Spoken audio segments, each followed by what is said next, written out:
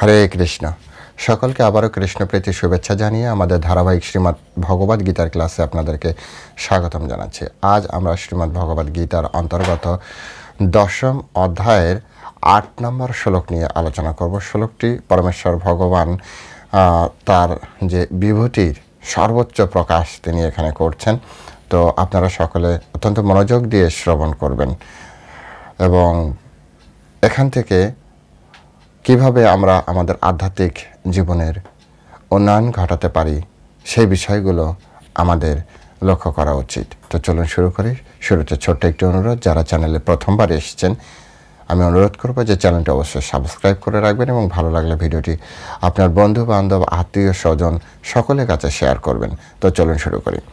নমো ওম বিষ্ণুপাদায় কৃষ্ণপ্রেষ্ঠায় ভূতলে শ্রীমতী ভক্তি বেদান্ত স্বামিনীতি নামিনে নমস্তে সারস্বতী দেবী গৌরবাণী প্রচারিণে নির্বিশেষ শূন্যবাদী পাশ্চাত্য দেশতারিণে বাঞ্ছা কল্পতরুর্ভশ্চ কৃপা সিন্ধুভ্যেব চ পতিতানাং পাবনেভ্যো বৈষ্ণবেভ্যো নমো নমঃ। जय अनंत कोटि वैष्णव वृंद की जय, शिला प्रभुपाद की जय, निताई गौर शीतनाथ प्रति परमानंदे हरि बोल। हरे कृष्णा। ओम नमः भगवते वासुदेवाय। ओम नमः भगवते वासुदेवाय। ओम नमः भगवते वासुदेवाय। श्रीमद् भगवद गीता 10ম अध्याय विभूति योग श्लोक नंबर 8। अहम सर्वस्य प्रभवं मत्त सर्वं प्रवर्तते इति माता भजन्ते मां बुधा भाव समन्विता। अहं सर्वस्य प्रभव मत्त सर्वं प्रवर्तते इति माता भजन्ते मां बुधा भाव समन्विता। बुधा भाव समन्विता। हरे कृष्ण। এখন আমরা এই সংস্কৃত শ্লোকের শিল প্রভুপাদ কর্তৃক যে বাংলা ভাষানুবাদ, সেই ভাষানুবাদ আমরা শ্রবণ করব। অনুবাদ: আমি জড় ও চেতন জগতের সব কিছুর উৎস, সব কিছু আমার থেকেই প্রবর্তিত হয়। সেই তত্ত্ব অবগত হয়ে পণ্ডিতগণ শুদ্ধ ভক্তি সহকারে আমার ভজনা করেন। আমি আরেকবার পড়ছি। অনুবাদ: আমি জড় ও চেতন জগতের সব কিছুর উৎস, সব কিছু আমার থেকেই প্রবর্তিত হয়। সেই তত্ত্ব অবগত হয়ে পণ্ডিতগণ শুদ্ধ ভক্তি সহকারে আমার ভজনা করেন। হরে কৃষ্ণ। জয় শিলা প্রভুপাদ কি জয়।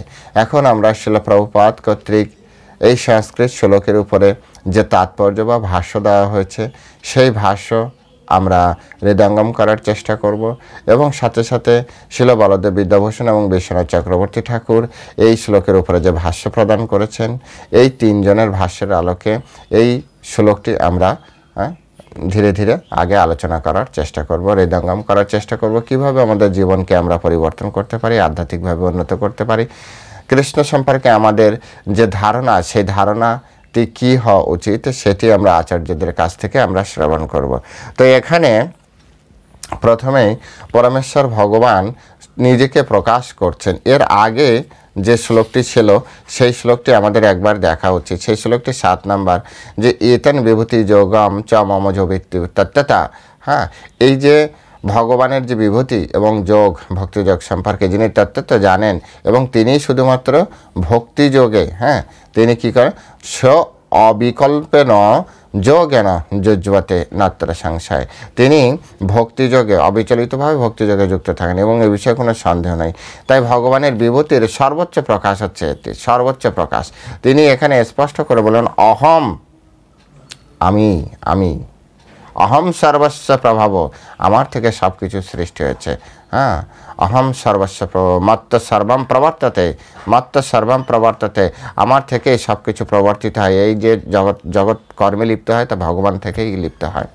তো এই যে অহম বলা, এটা শুধুমাত্র পরমেশ্বর ভগবান তিনিই বলতে পারেন। পরমেশ্বর ভগবান শ্রীকৃষ্ণ তিনি এটি বলতে পারেন। এখানে একেবারে টপ লেভেলে চলে গিয়েছেন ভগবান। অহম সর্বস্ব প্রভব। এই জগৎ বিশ্ব চরাচর আপনি যা কিছু দেখেন, এই জগতে আপনি যা কিছু দেখছেন, এ সব কিছু পরমেশ্বর ভগবান থেকে সৃষ্ট হয়েছে।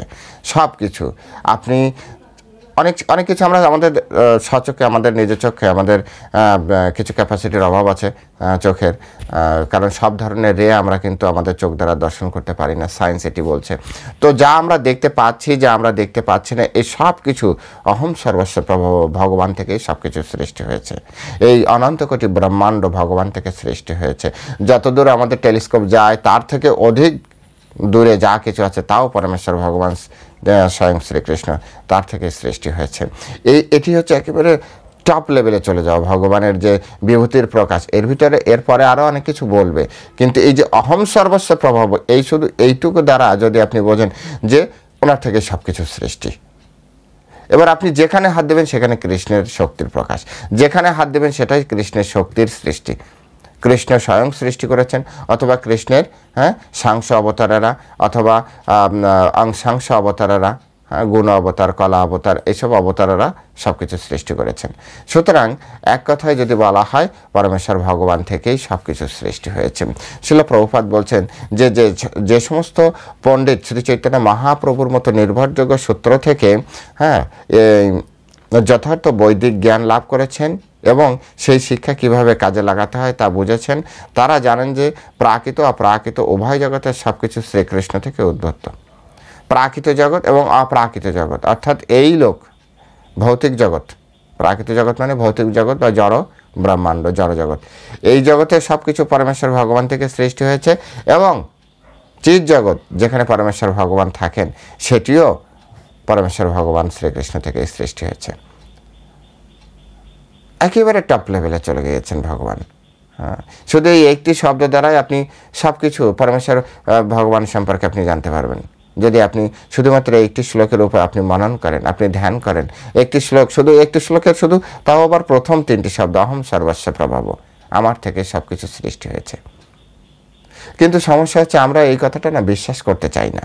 কেন বিশ্বাস করতে চাই না আমরা?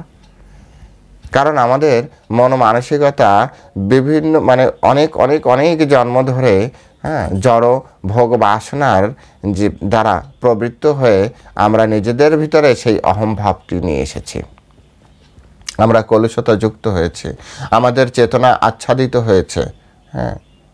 কাম, ক্রোধ, লোভ, মোহ, মত, মাৎসর্য, এটি দ্বারা আমাদের চেতনাটা সম্পূর্ণ আচ্ছাদিত রয়েছে। আর সে কারণেই মায়ার যে সবথেকে বড় ফাঁদ, এই অহম শব্দটা কৃষ্ণে শুধু নিজে ব্যবহার করতে পারে। এই জগতে কোনো কিছু অহম করার মতো আমার আপনার কিছু নেই, অহংকার করার মতো আমার আপনার কিছু নেই। আমাদের মহারাজ খুব সুন্দরভাবে ক্লাস দেওয়ার সময় বলেন যে এই যে শরীরটা পেয়েছি জন্ম দিয়েছে আরেকজনে, নামকরণ আমার যে নামটি সে নামকরণ করেছে আরেকজনে, আমাকে যে শিক্ষা দিয়েছে তাও আরেকজনে, আমাকে যে লালন পালন করেছে সেও আমি না, আরেকজনে লালন পালন করেছে, বড় হওয়ার পরে যে কর্ম প্রদান করেছে সেও আরেকজনে কর্ম প্রদান করেছে। আমি আমার নিজের কর্ম আমি করিনি। আমার জন্য, আমার বেঁচে থাকার জন্য যে পঞ্চভৌতিক খাদ্য দরকার সেই খাদ্য শরীরে তাও আরেকজনে তৈরি করছে। এরপরে যখন মৃত্যু হবে তখন এই শরীরটি চিতায় নিয়ে যাবে, তাও আরেকজনে নিয়ে যাবে, নিজে নয়। এখানে এই জগতে অহংকার করার মতো আমাদের কিছুই নেই। যদি একবার চিন্তা করেন, আমরা সবসময় অন্যের উপর দিয়েই চলছি, কিন্তু পরমেশ্বর ভগবান তিনি বলতে পারেন অহম সর্বস্ব প্রভাব, আমার থেকে সব কিছু সৃষ্টি হয়েছে, আমি সকলের সৃষ্টিকর্তা। এই মানে প্রাকৃত অপ্রাকৃত সমস্ত জগতের একমাত্র সৃষ্টিকর্তা পরমেশ্বর ভগবান। তাই অহংকার বা অহমবোধ, এই অহমবোধ একমাত্র পরমেশ্বর ভগবান শ্রীকৃষ্ণেরই রয়েছে, আমাদের থাকাই উচিত না, নেই বাস্তবিক। যদি আপনি এভাবে বিচার করেন, একবার আপনি খুব ডিপলি যদি বিষয়টি নিয়ে বিচার করেন, দেখবেন যে আসলে আমাদের অহংকার করার কিছু নেই। তো যার অহংকার করার মতো শক্তি আছে তার চরণে আমাদের আত্মসমর্পণ করা উচিত। এই জগতে কত রাজা এসে অহম্বোধে বলেছে এই রাজ্য আমার, আমার বলতে যে কত রাজার মাথা কাটা পড়ে গিয়েছে এই পৃথিবীর বুকে, কিন্তু পৃথিবীর জায়গায় রয়েছে। বারাহ পুরাণে এই কথাটি, এই কথোপকথন খুব মিষ্টি ভাষায়, অনেক ডিপ তত্ত্ব ওখানে দেওয়া আছে।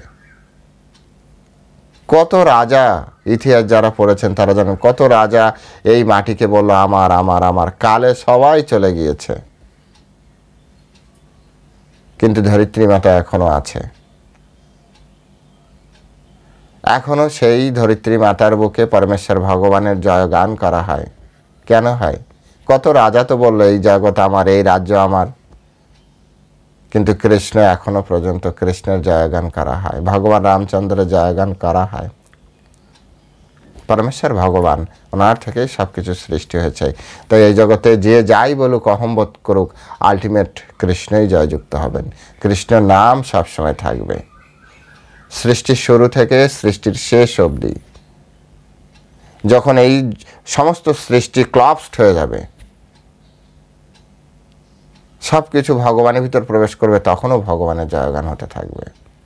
আর এই জড় ব্রহ্মাণ্ড কখনোই শেষ হবে না। এটাকে বলা হচ্ছে যে সমুদ্রে যেমন বুদবুদ তৈরি হয়, ঠিক তেমনি অনন্ত কোটি ব্রহ্মাণ্ড প্রতিদিন, প্রতি মুহূর্তে সৃষ্টি হচ্ছে, প্রতি মুহূর্তে প্রতিদিন অনন্ত কোটি ব্রহ্মাণ্ড ধ্বংস হয়ে যাচ্ছে। একটা নির্দিষ্ট সময়, একটা টাইম পিরিয়ড পর্যন্ত একটা ব্রহ্মাণ্ড টেকে। আমাদেরও ব্রহ্মাণ্ডের আয়ু লিমিটেড আয়ু। ব্রহ্মার 100 বছর শেষ হয়ে গেলে ব্রহ্মার মৃত্যু হবে, ব্রহ্মাণ্ড ধ্বংস হয়ে যাবে। 100 বছরের আয়ু নিয়ে আছে ব্রহ্মা, আমাদের চতুর্মুখ ব্রহ্মা। তারপরে শেষ হয়ে যাবে সব কিছু, কিন্তু তখনও পরমেশ্বর ভগবান শ্রীকৃষ্ণ থাকবেন। সেজন্য পরমেশ্বর ভগবান শ্রীকৃষ্ণ তিনিই বলছেন, অহম সর্বস্ব প্রভব, আমার থেকেই সব কিছু সৃষ্টি হয়েছে। এই জড়জগৎ আমরা জানি শাস্ত্র থেকে যে ব্রহ্মা সৃষ্টি করেছেন। এই জড় ব্রহ্মাণ্ড ব্রহ্মার তৈরি। ব্রহ্মা কার থেকে শক্তি প্রাপ্ত হয়েছেন? ভগবান বিষ্ণু থেকে, গর্ভদেব সে বিষ্ণু থেকে। এই জগৎ কিভাবে কার্যকারণের সম্পর্কে যুক্ত হয়েছে, কিভাবে সচল হয়েছে, আমি যে এই যে সচল কথা বলছি, এই শেপটি ব্রহ্মার তৈরি, কিন্তু যে চেতন সত্তা আত্মা, সেটি পরমেশ্বর ভগবান শ্রীকৃষ্ণের অংশ। মাময়ী অংশ জীবলোকে জীবভূতা সনাতনম। আত্মা হচ্ছে তটস্থ শক্তির অন্তর্গত, শক্তির প্রকাশ। ভগবানের অনন্ত শক্তি আছে, তটস্থ শক্তি আছে, আহ্লাদিনী শক্তি আছে, সম্বিত শক্তি আছে, সন্ধিনী শক্তি আছে, এরকম অনন্ত শক্তি আছে, যা সব কিছুর নামও আমি জানি না, অনেকেই জানে না। এই জড় ব্রহ্মাণ্ডে অনেক শক্তি আছে। সেই সকল শক্তির ভিতরে একটি শক্তি হচ্ছে তটস্থ শক্তি। সেই তটস্থ শক্তি থেকে সৃষ্টি হয় জীবাত্মা। সেই জীবাত্মা যদি এই শরীরে প্রবেশ করে, তবে এই শরীর সচল, তা নাহলে জড়। রাম নাম সত্য হয়ে যাবে। তাহলে এই শরীর যে চলছে, কার কৃপায় চলছে? কৃষ্ণের কৃপায় চলছে। এই জন্য পরমেশ্বর ভগবান বলেন, মত্ত সর্বম প্রবর্ততে, আমার থেকেই সব কিছু কার্যে পরিচয়, মানে কার্যরত হচ্ছে, সব কিছুই সুন্দরভাবে কার্যরত হচ্ছে। প্রবর্ততে মানে হচ্ছে কার্যরত হওয়া। বিশ্বনাথ চক্রবর্তী ঠাকুর বলেছেন, কার্যরত হওয়া প্রবর্ততে। এই যে হাওয়া বইছে, গাছ বাড়ছে, কার্যকরণ এই যে চলছে, তো সব কিছুর পিছনে রয়েছে পরমেশ্বর ভগবান শ্রীকৃষ্ণের হাত। আমাদের কোনো হাত নেই, আমরা কেউ বলতে পারি না।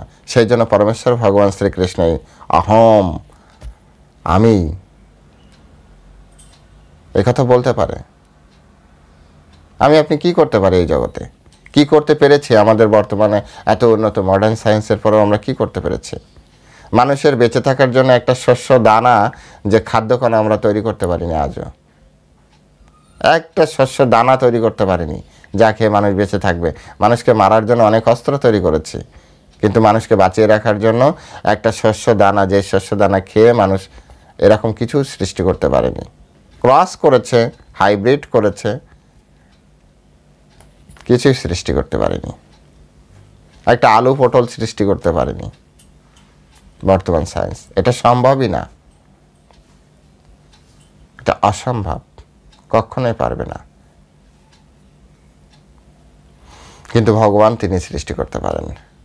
সেই জন্য পরমেশ্বর ভগবান নিজেকে অহম, অহম, আমি। সুতরাং ভগবানই একমাত্র অহমের মালিক, আমরা অহমের মালিক না। আমরা হচ্ছি দাস।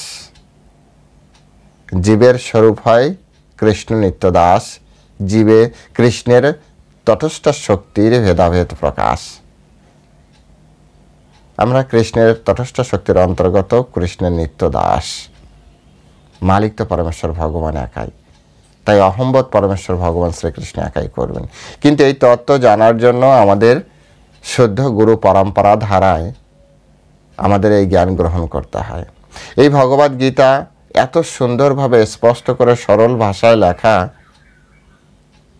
তারপরও মানুষ কৃষ্ণকে মানতে চায় না।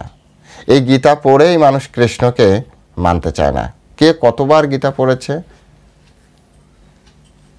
অনেক ব্যক্তি আছে 1000 বার পড়েছে, অনেক ব্যক্তি আছে কণ্ঠস্থ করে রেখেছে, তথাপি কৃষ্ণের চরণে পূর্ণরূপে আত্মসমর্পণ করতে পারছে না। কারণ তিনি তোতা পাখির মতো শুধু মুখস্থ করেছেন, এর অন্তর্নিহিত যে ভাব, সেই ভাবে তার বিশ্বাস নেই, এই কথায় তার বিশ্বাস নেই। সে শব্দ শুধু মুখস্থ করে গিয়েছে। এখানে পরমেশ্বর ভগবান স্পষ্ট করে বললেন, অহম সর্বস্ব প্রভব, আমার থেকে সব কিছু সৃষ্টি হয়েছে। ও ভগবান থেকে সৃষ্টি হয়েছে, ব্যাস চলে গেল। বা শুধু কথার কথা পড়ে গেল, মুখস্থ করলো। কিন্তু এই কথার যে ডিপ সেন্স যেটা থাকে, ইনার মিনিং, যে ভগবান থেকে সব কিছু সৃষ্টি হয়েছে, আর সেই ভগবানের চরণে আত্মসমর্পণ করব না, তাহলে তো আমার জন্মটাই বৃথা হয়ে যাবে। এই যে ভাবটি।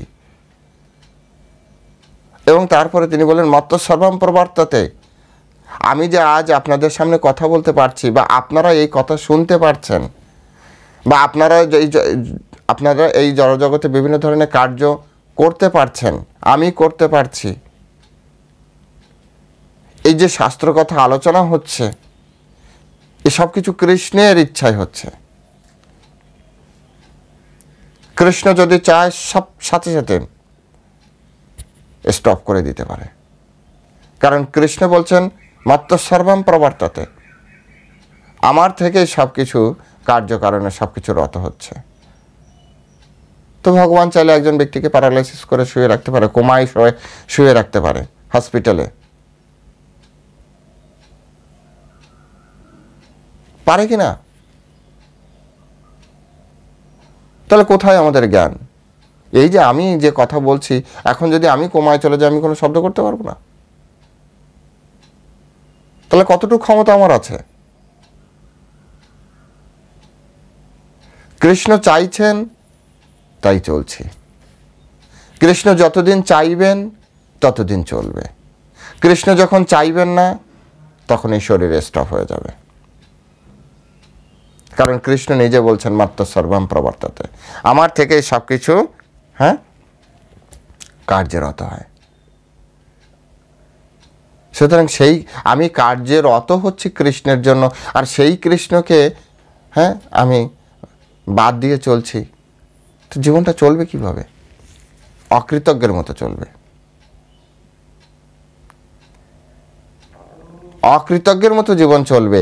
যার কারণে সব কিছু চলছে, তার প্রতি কৃতজ্ঞতা প্রকাশ না করে আমি অহম্বোধে চলছি, আমি চলছি, আমি আমার বাহুবলে এই করেছি। আরে বাহুবলটা তো কৃষ্ণ দিয়েছে, বাহুবলটাই তো কৃষ্ণের ইচ্ছা, কৃষ্ণের শক্তির প্রকাশ।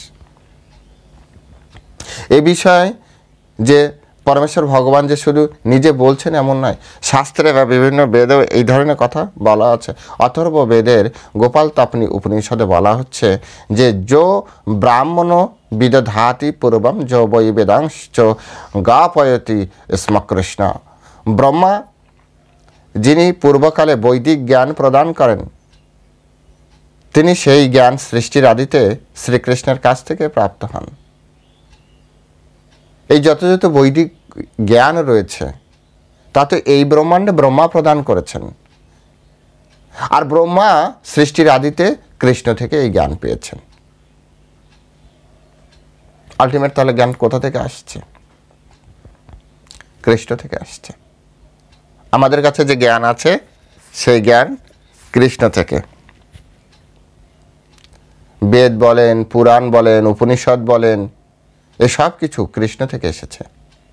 কৃষ্ণ স্বয়ং ওনাকে পড়িয়েছেন। আমাদের পরম্পরায় উনি ব্রহ্মাজি নারদকে, নারদ বেদব্যাসজিকে, বেদব্যাস এভাবে ধীরে ধীরে ধীরে ধীরে হ্যাঁ এই শ্রী ভক্তিবেদান্ত স্বামী প্রভুপাদ এবং তৎপরিবর্তে হ্যাঁ বলা যায় আমাদের সকলের আরাধ্য গুরুদেবগণ, ইস্কনের অনেক গুরুদেব আছেন, শিল প্রভুপাদের কাছ থেকে এটি শ্রবণ করেছেন। তারপরে আমরা আমাদের গুরু আচার্যদের কাছ থেকে সেই সকল কথা শ্রবণ করে, এটাকে বলে গুরু পরম্পরা ধারা। এভাবে তো একইভাবে জ্ঞানটি চলে এসছে। এই জন্য পরম্পরা ধারা সবসময় একমুখী জ্ঞান হয়। যখন পরম্পরা ছিন্ন হয় তখন দ্বিমুখী জ্ঞান প্রকাশিত হয়। শিল প্রভুপাদ খুব সুন্দর উদাহরণ দিয়েছিলেন যে একমাত্রই কৃষ্ণই হচ্ছে সবথেকে পারফেক্ট ব্যক্তি, যার কাছ থেকে আমরা জ্ঞান অর্জন করতে পারি। আমরা যদি মানুষের কাছ থেকে জ্ঞান নেই তাহলে সেই জ্ঞান বিভ্রান্তিতে পড়বে, বিভ্রান্ত হয়। তো তৎকালীন সময় বিদেশে একজন ব্যক্তি শিল প্রভুপাদকে বলেছিল, আপনিও তো একজন মানুষ, আপনার কাছ থেকে তাহলে আমরা জ্ঞান কেন গ্রহণ করব? শিল প্রভুপাদ বলেছেন, এক্স্যাক্টলি, আমার কাছ থেকে আপনাদের কোনো জ্ঞানই গ্রহণ করা উচিত নয়, কিন্তু দেখতে হবে যে আমি আমার কোনো জ্ঞান আপনাদের দিতে এসেছি কিনা। আমি সেই জ্ঞানটি দিতে এসেছি যে জ্ঞানটি আমি গুরু পরম্পরায় পেয়েছি, আর এখানে আমার কোনো নিজস্বতা নেই। আমি অ্যাজ এ পিয়ন যেটা পেয়েছি সেটাই আপনাদেরকে দিতে এসেছি। তিনি উদাহরণ দিয়েছিলেন, তার হাতে একটি পেন ছিল, সেই পেনটি নিয়ে তিনি বলেছিলেন, আমার শিক্ষক শিখিয়েছে এই বস্তুটির নাম পেন বা বাংলায় কলম। আমার শিক্ষককে তার শিক্ষক শিখিয়েছে এই বস্তুটির নাম কলম বা পেন। তার শিক্ষক তার শিক্ষককে শিখিয়েছে এই বস্তুটির নাম কলম বা পেন। আর আমিও আজ আপনাদের শেখাচ্ছি এটি কলম। তাহলে প্রথম থেকে আজ অবধি এই শিক্ষার কি কোনো আলাদা কোনো কিছু হলো? তো সকলে বলছে না, শিক্ষা তো একই আছে। বলছে এটাই হচ্ছে গুরু পরম্পরার শিক্ষা। শিল প্রভুপাদ তখন প্রমাণ করলেন এটি হচ্ছে গুরু পরম্পরার শিক্ষা। গুরু পরম্পরার শিক্ষা কখনো চেঞ্জ হয় না। শ্রী চৈতন্য মহাপ্রভু কৃষ্ণের জন্য চোখের জল ফেলেছেন। শ্রী চৈতন্য মহাপ্রভুর গুরুদেব ঈশ্বরপুরী প্রভুপাদ তারা কৃষ্ণের জন্য হাহাকার করেছেন। অদ্বৈত আচার্য শ্রী চৈতন্য মহাপ্রভুর যারা অধস্থন আছেন, অদ্বৈত আচার্য শ্রীবাস ঠাকুর, গদাধর পণ্ডিত, জগদানন্দ পণ্ডিত, তৎপরে যারা এসেছেন সনাতন গোস্বামী, রূপ গোস্বামী, জীব গোস্বামী, গোপাল ভট্ট গোস্বামী, নরোত্তম দাস ঠাকুর, ভক্তিবিনোদ ঠাকুর, জগন্নাথ দাস বাবাজি, গৌর কিশোর দাস বাবাজি, ভক্তি সিদ্ধান্ত সরস্বতী ঠাকুর, এই শ্রী ভক্তিবেদান্ত স্বামী প্রভুপাদ, এনারা সকলেই একই তত্ত্বকে হৃদয়ে ধারণ করেছেন। কারণ পরম্পরায় একই জ্ঞান প্রদান করা হয়। যে সকল ব্যক্তি সাধারণভাবে আচরণ সাধারণ দৃষ্টি দিয়ে পরম্পরার জ্ঞান বুঝতে না পারে, তা বুঝতে হবে যারা পরম্পরায় জ্ঞানটি গ্রহণ করেনি। বাইরে থেকে পরম্পরার জ্ঞান বোঝা যায় না। পরম্পরায় প্রবেশ করে পরম্পরার চরণে আত্মসমর্পণ করার পরে তারপরে সেই জ্ঞান গ্রহণ করতে হয়। যেভাবে শ্রীমদ্ ভগবদ্ গীতায় বলা হচ্ছে, তদ্বিদ্ধি প্রণিপাতেন পরিপ্রশ্নেন সেবয়া উপদীক্ষান্তিত জ্ঞানম জ্ঞানীন তত্ত্বদর্শিনা। তদ্বিদ্ধি প্রণিপাতেন, প্রণিপাত সহকারে শ্রী গুরুদেবকে সেবার মাধ্যমে সন্তুষ্ট করতে হয়।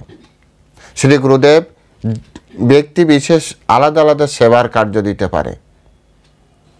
সেই সেবার কার্যে যখন কোনো শিষ্য পারফেক্টভাবে করতে থাকে, করতে করতে একসময় সেই শিষ্যের প্রতি গুরুদেব সন্তুষ্ট হয়। সন্তুষ্ট হয়ে যখন কাছাকাছি আসার সুযোগ পায় অথবা প্রথম থেকে কাছাকাছি থাকার সুযোগ পায়, তখন সেই শিষ্যই একদিন গুরুদেবের চরণে প্রশ্ন জিজ্ঞাসা করে, আমার জীবনের উদ্দেশ্য কী? যেভাবে শিল প্রভুপাদ আমেরিকা যখন প্রচারে গেলেন তার সাথে কেউই ছিল না।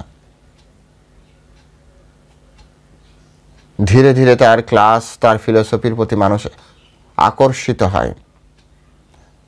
ধীরে ধীরে রেগুলার কিছু ছেলে মেয়ে তার ক্লাস শুনতে যেত এবং শিল প্রভুপাদ প্রতি সানডেতে, সানডে ফিস্ট তখন হতো, প্রতি সানডেতে বৃদ্ধ বয়সে 70 বছর বয়সে তিনি প্রত্যেকের জন্য রান্না করতেন এবং যেহেতু বিদেশি কালচার ওরা খেয়ে দিয়ে চলে যেত, শিল প্রভুপাদ ওই বয়সে নিজে হাতে ক্লিনিং করতেন।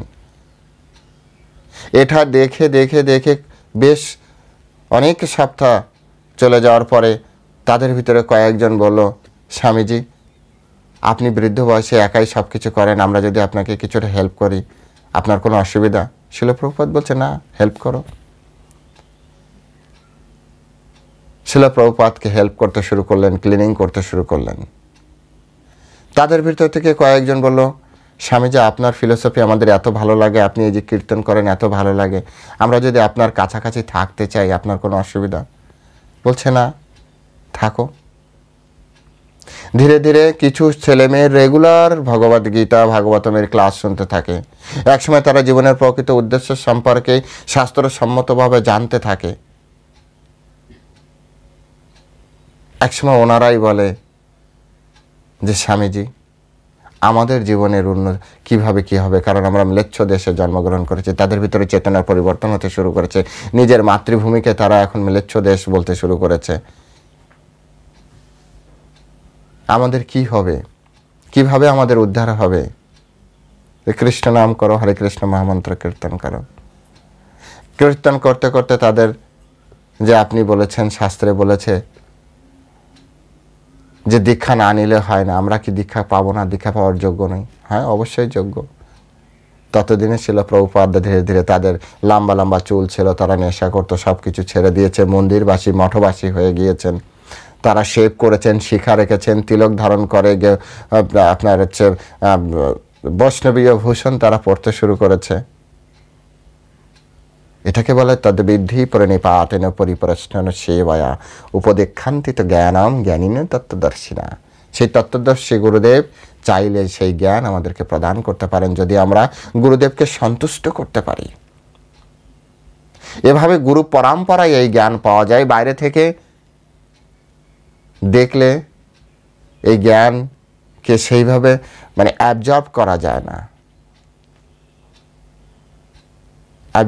যায় না, কারণ এই জ্ঞান তো আসলে পড়ে গ্রহণ করার মতো বিষয় নয়। দিব্য জ্ঞান হৃদয়ে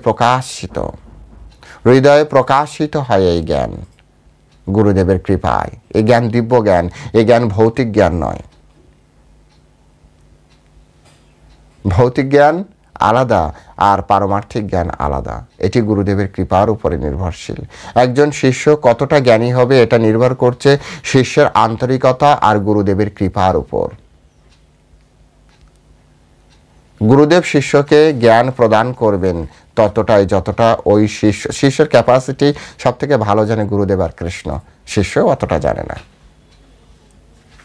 তাকে সেই অনুযায়ী জ্ঞান প্রদান করেন গুরুদেব, যাতে বিশ্বের কল্যাণ হয়, মানুষের কল্যাণ হয়। এটি গুরুদেবের গুরুত্ব। তেভাবে গুরু পরম্পরার নির্দেশ সর্বশাস্ত্রে দেওয়া হয়েছে। এখানে আরো অনেক জায়গায় এভাবে বলা হয়েছে। নারায়ণ উপনিষদে বলা হচ্ছে যে অথ পুরুষ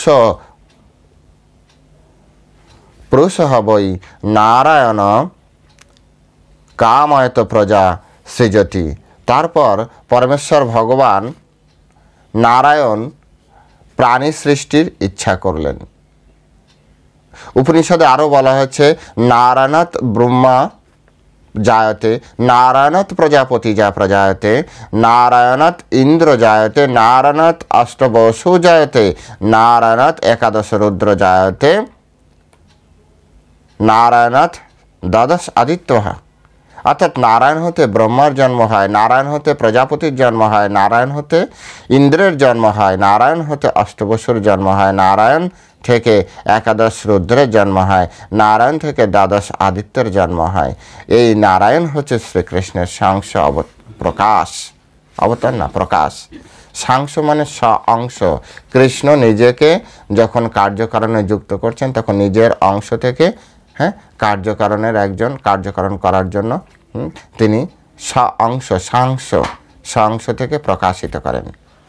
এই জন্য কৃষ্ণের হাতে সবসময় বাঁশি থাকে, আর সবার হাতে শঙ্খ চক্র গদা পদ্ম বিভিন্ন ধরনের অস্ত্র এগুলি থাকবেন। কৃষ্ণ নিজে কোনো কাজ করেন না, কৃষ্ণের শক্তি থেকে, কৃষ্ণের অংশ প্রকাশ থেকে, অংশাংশ এভাবে প্রকাশ থেকে তারা সমস্ত কাজ করেন। ব্রহ্মাকে বলা হয় অংশাংশ অবতার, কারণ সাংস অবতার হচ্ছে বিষ্ণু, আর অংশের অংশ, এই জন্য বলা হয় অংশাংশ ব্রহ্মা। তো এগুলি আমাদেরকে ধীরে ধীরে বুঝতে হবে যে পরমেশ্বর ভগবান কিভাবে এই জগৎ সৃষ্টি করেছেন। আর এই কারণেই তিনি বলতে পারেন যে এই জগৎ সব কিছু তার সৃষ্টি। অহম সর্বস্ব প্রভব মাত্র সর্বম প্রবর্ততে। এই জগৎ কতদিন টিকবে তাও কৃষ্ণ যে কদিন চাইবে। কৃষ্ণ সব কিছু নির্ধারণ করে রেখেছেন। সেই একই বেদে আরও বলা হয়েছে যে ব্রাহ্মণা দেবকী পুত্র, ব্রাহ্মণা দেবকী পুত্র শ্রীকৃষ্ণ হচ্ছেন পরমেশ্বর ভগবান নারায়ণ উপনিষদে। তারপর আরো বলা হচ্ছে এক বৈ নারায়ণ আসীন ন ব্রহ্ম ন ঈশান ন অপ ন অগ্নিশমো ন ইমে দবা পৃথিবী ন নক্ষত্রাণি না সূর্য। সৃষ্টির আদিতে কেবল পরম পুরুষ নারায়ণ ছিলেন। ব্রহ্মা ছিল না, শিব ছিল না, অগ্নি ছিল না, চন্দ্র ছিল না, আকাশের নক্ষত্র ছিল না, তারপরে সূর্য ছিল না, কিছুই ছিল না। মহা উপনিষদে বলা হচ্ছে যে শিবের জন্ম হয় পরমেশ্বর ভগবানের ভ্রু যুগলের মধ্য থেকে। আর এভাবেই বেদে বলা হয়েছে যে ব্রহ্মা শিবের যিনি সৃষ্টিকর্তা এই পরমেশ্বর ভগবান হচ্ছেন সকলের আরাধ্য। মোক্ষ ধর্ম শ্রীকৃষ্ণ সম্পর্কে বলা হয়েছে প্রজাপতিম চ রুদ্রম চ ওপি অহম এব সৃজামি বৈ তৌ হি মাম না বিজানীত মম মায়া বিমোহিত। সেখানে স্পষ্ট করে বলা হচ্ছে যে প্রজাপতিগণ রুদ্র ও অন্যান্য সকলকে আমি সৃষ্টি করেছি, যদিও তারা তা জানে না, কারণ তারা আমার মায়া শক্তি দ্বারা বিমোহিত। বরাহ পুরাণেও বলা হয়েছে নারায়ণ পরদেব তস্মৎ জাত চতুর্মুখাঃ তস্মৎ রুদ্র ভবাতঃ দেবা সচবা সর্বজাতম গতা। নারায়ণ হচ্ছেন পরম পুরুষোত্তম ভগবান, আর তার থেকে ব্রহ্মার জন্ম হয়, তার থেকে শিবের জন্ম হয়। সব কিছু পরমেশ্বর ভগবান থেকে। সমস্ত শাস্ত্রে এটি প্রমাণ করছে যে অহম সর্বস্ব প্রভব মাত্র সর্বম প্রবর্ততে। আর এই সকল ব্যক্তিগণ, এই সকল মহান ব্যক্তিগণ তারা পরমেশ্বর ভগবান কর্তৃক কার্যকারণে রত হয়েছে, যারা আমাদের নিয়ন্ত্রণ করছেন। ভগবান ব্রহ্মা নিয়ন্ত্রণ করছেন, ভগবান শিবজি আমাদের নিয়ন্ত্রণ করছেন। এরা সবাই আমাদের নিয়ন্ত্রক। এরা সাক্ষাৎ পরমেশ্বর ভগবান নারায়ণ থেকে সৃষ্টি হয়েছে। নারায়ণ ভগবানের অংশ প্রকাশ, সাংশ প্রকাশ শ্রীকৃষ্ণ থেকে এসেছে। তাহলে আলটিমেট সবকিছু শ্রীকৃষ্ণ থেকে এসেছেন। এই জন্য কৃষ্ণ বলেছেন যে অহম সর্বস্ব প্রভব মাত্র সর্বম প্রবর্ততে।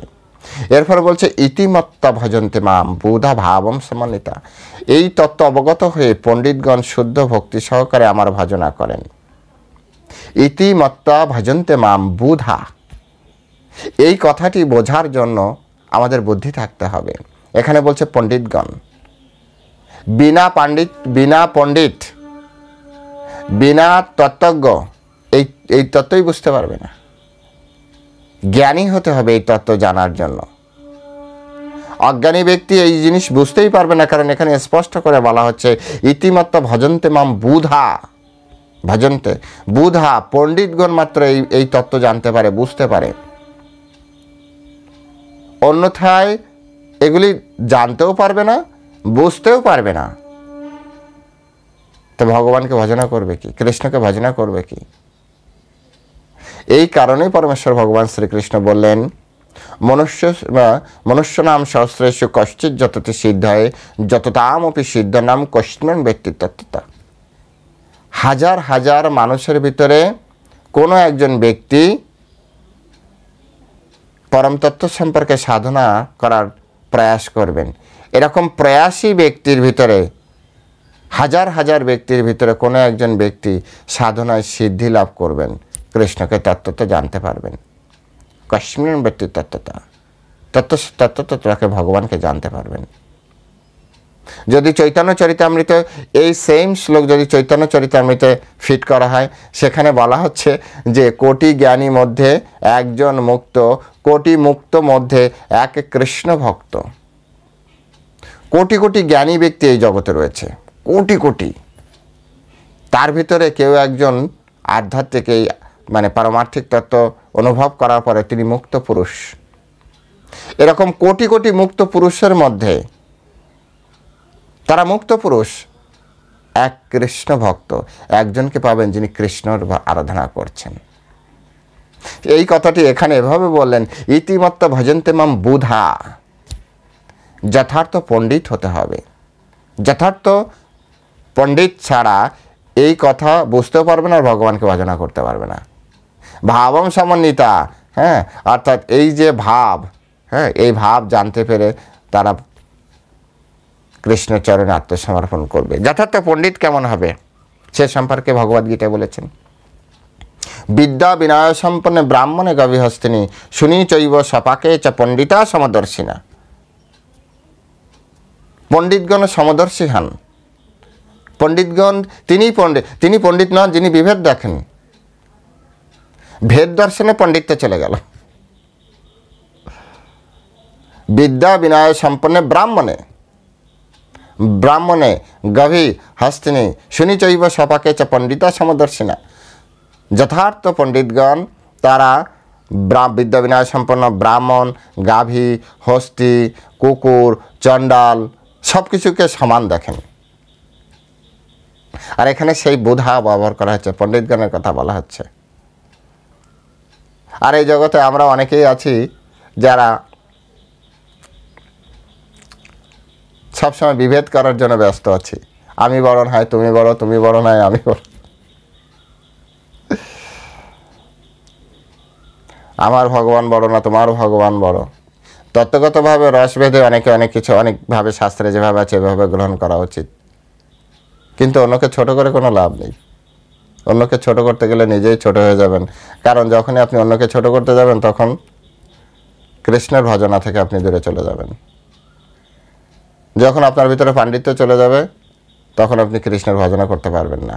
এটাই বলছেন কৃষ্ণ, ইতিমত্তা ভজন্তে মাম বুধা ভাব সমন্বিতা। পণ্ডিতগণ এই সকল ভাব বুঝতে পেরে তার ভজনা করেন, আর পণ্ডিত মানে হচ্ছে সমদর্শিনা।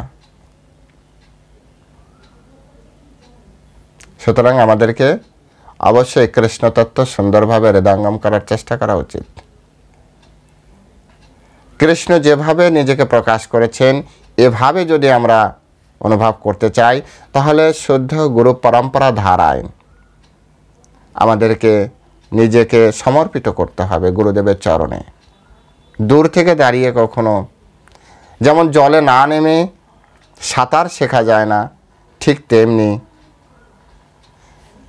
পরম্পরার চরণে আত্মসমর্পণ না করে, গুরুদেবের চরণে আত্মসমর্পণ না করে, গুরুদেবের সেবায় যুক্ত না হয়ে, গুরুদেবকে সন্তুষ্ট না করে এই তত্ত্বর নিগুড় তত্ত্ব হৃদয়ঙ্গম করাও সম্ভব নয়। পড়তে পারবেন, পড়ে তার্কিক হতে পারবেন। আছে না অনেক ব্যক্তি আছে গীতা পড়ে তার্কিক, অনেক ব্যক্তি আছে, হাজার লাখো কোটি ব্যক্তি আছে। এখন তো ভিন্ন ধর্মীর ব্যক্তিরাও গীতা পড়ছে সনাতন ধর্মের অবলম্বীদের সাথে তর্ক করার জন্য। তারা গীতা পড়ে গীতা রেফারেন্স দিচ্ছে। আপনার কি মনে হয় তারা গীতাকে মেনে নিয়েছে? তারা যেমন গীতাকে মেনে নেয়নি,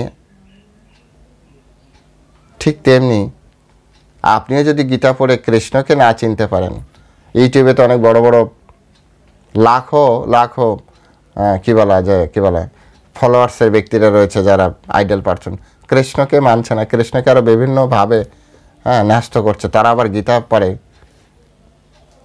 নিজেদেরকে সনাতনী ভাবছে। সেজন্য গুরু পরম্পরা চরণে নিজেকে আত্মসমর্পণ করতে হবে। এগুলো তর্কের বিষয় না, গুরুদেবের কাছ থেকে এগুলি বুঝে নেওয়ার বিষয়। তো আশা করি যে আপনারা সকলে গুরু পরম্পরার মাধ্যমে এই তত্ত্ব হৃদয়ঙ্গম করার চেষ্টা করবেন এবং নিজের জীবনকে উন্নত করার চেষ্টা করবেন। আর সর্বোপরি কৃষ্ণের চরণে নিজেকে সমর্পিত করে কৃষ্ণের আরাধনা করার চেষ্টা করবেন। আজ এ পর্যন্তই। সকলে ভালো থাকবেন। হরে কৃষ্ণ। জয় শিলা প্রভুপাদ কি জয়।